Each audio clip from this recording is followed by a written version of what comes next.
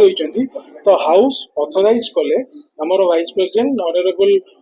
पंकज लोचन महाती को सी सभापति पद आज दिन 45 डेज जेहेतु आम वन डे इंटरनेशनल अच्छी वन डे पर आम इलेक्शन जमती आप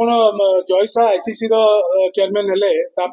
भी सेक्रेटरी और ट्रेजरर इलेक्शन जमती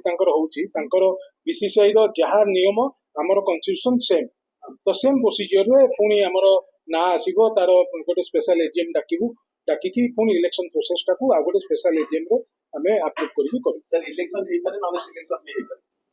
सेटा मु कहि परिबिन सेटा मेंबर को ऊपर डिपेंड करे को मानक ना आसुची कि इंटरेस्टेड हो इलेक्शन हबो हां सेटा वाला कथा इलेक्शन नहीं इलेक्शन हबो नॉमिनेशन को करी डिपेंड करी तो जते बेले नॉमिनेशन हबो तापर अपन जानिबे कि नॉमिनेशन करचंती कि प्रेसिडेंट कैंडिडेट होचंती ना होचंती सेटा तो आगामी दिन में जणा पड़े टिकट रेट ता केत रहला बुझि पे टिकट रेट प्राय हमें कमी दी प्राय